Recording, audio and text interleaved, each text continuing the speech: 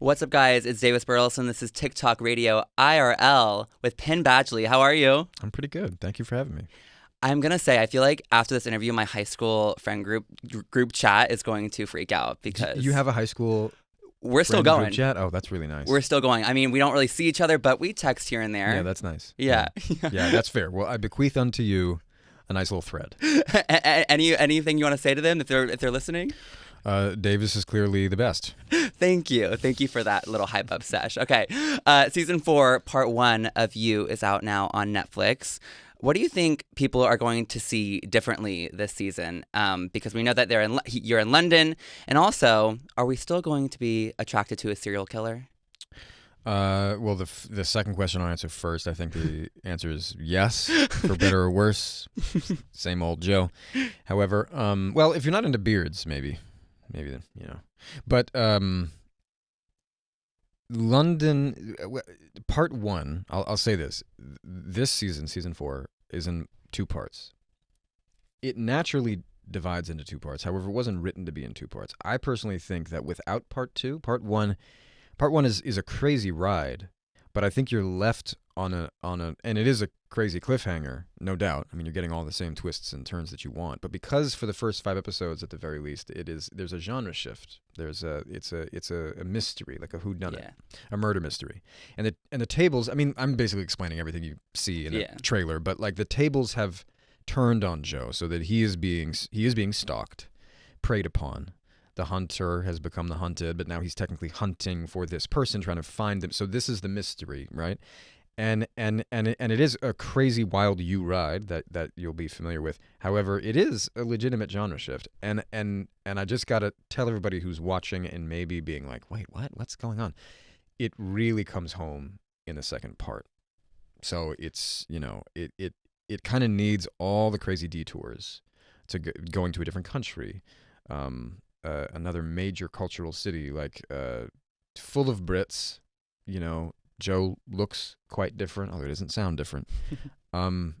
It's a lot of change. I think as much as a show can change, we probably do every season, and this one is no exception. Probably even more so. But I'm telling you, part 2 promises. Part 1 is still like, I mean, it's a banger. I think it's like it gives everybody what they want. But at least this is like, part 2.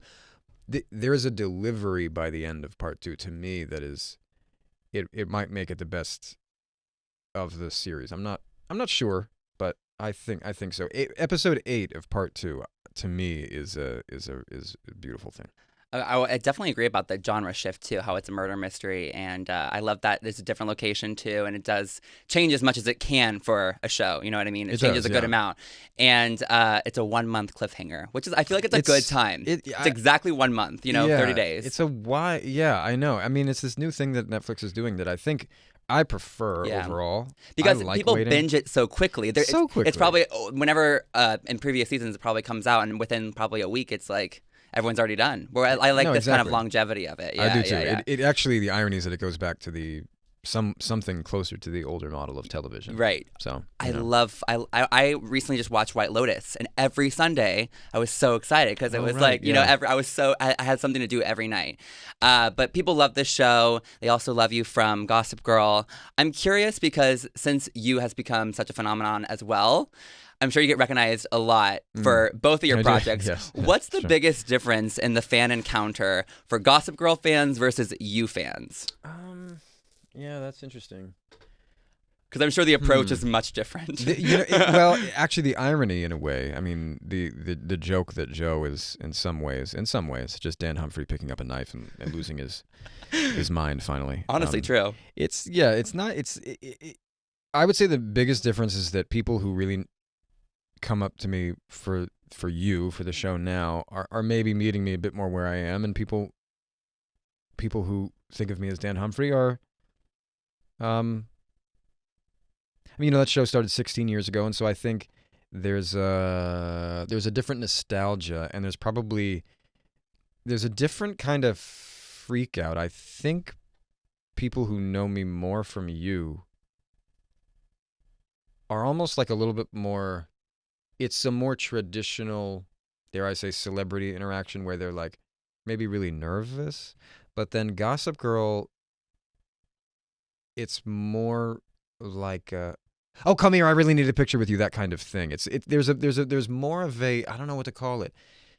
Maybe it's because that was, the traditional TV network model. You're in people's homes that they're watching every week or whatever. It has that, it's a more friendly thing. Yeah. So that might be the difference. There's also the obvious gender dynamic where I think I do get recognized. If it's a guy, there's a lot more likelihood it's from you. Yeah, that's interesting. I feel like it would be the opposite. I would think that for you, it would kind of be a little bit more like eye to eye, kind of like, I respect you, dude, whatever, out of there. Yeah, well, so, no, that's true. Yeah. That's true, too.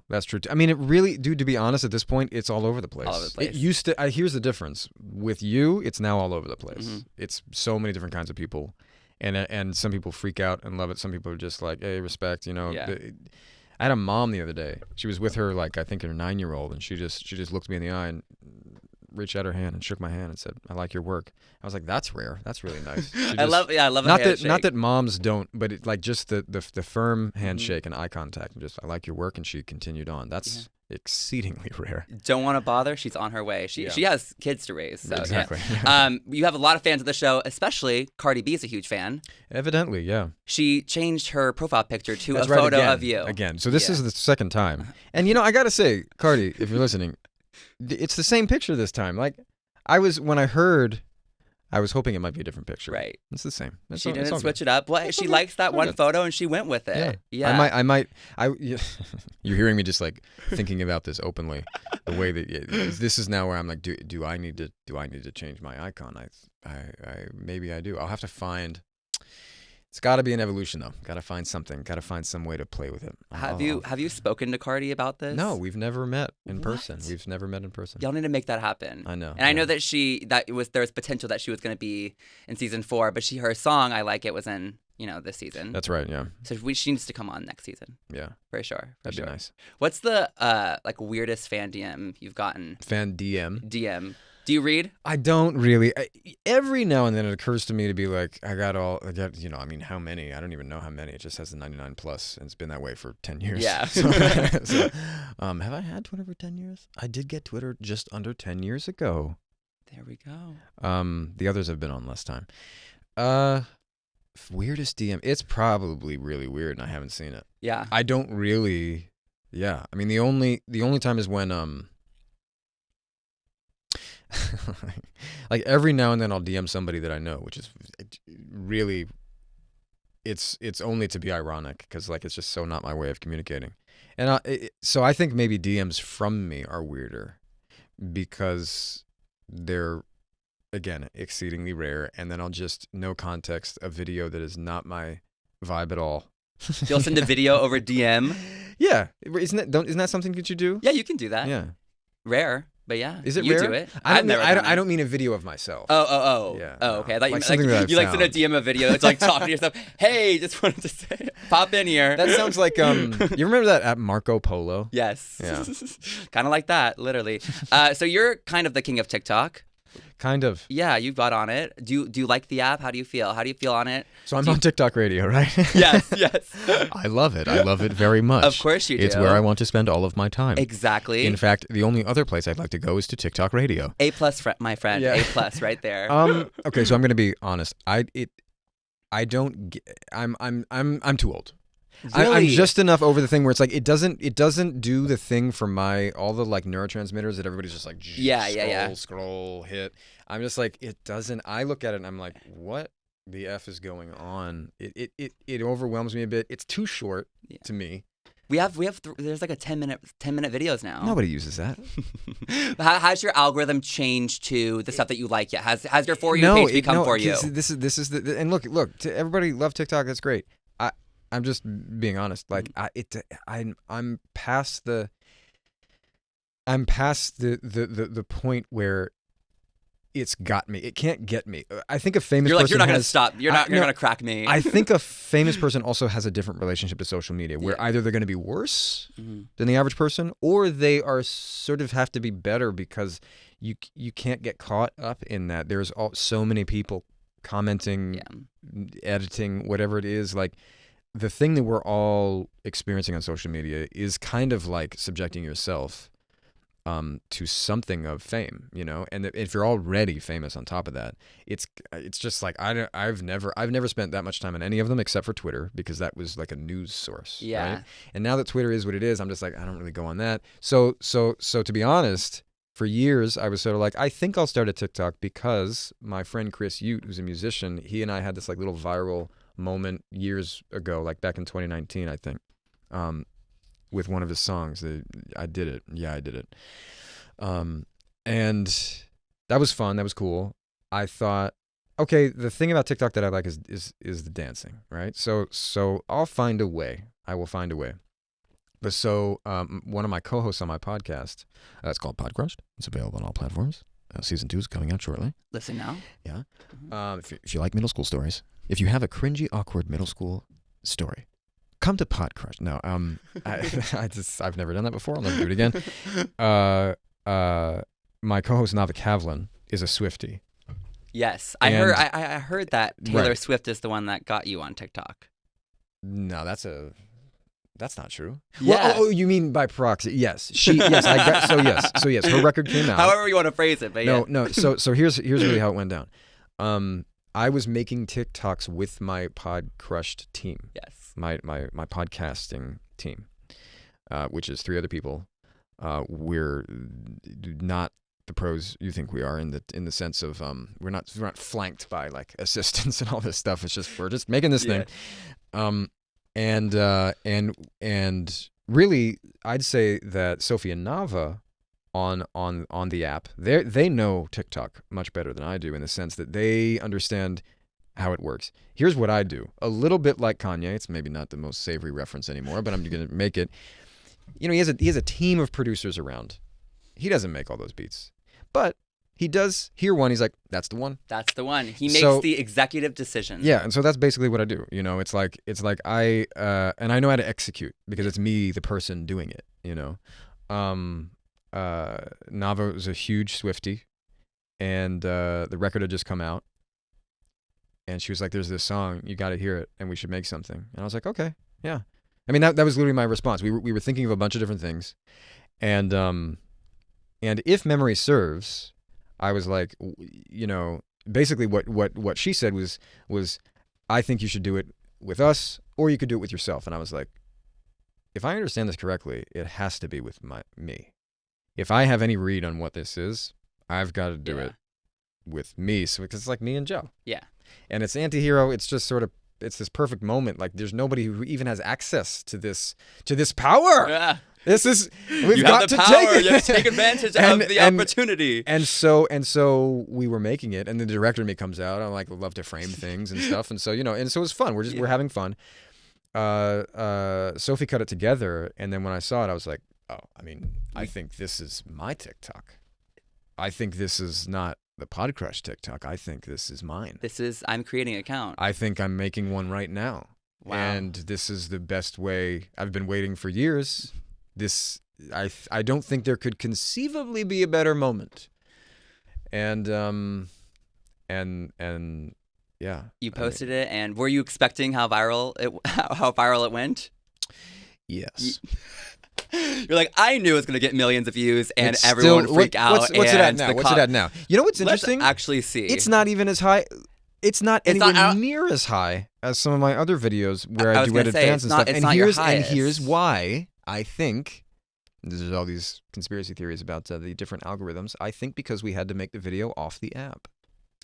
Really? Yeah.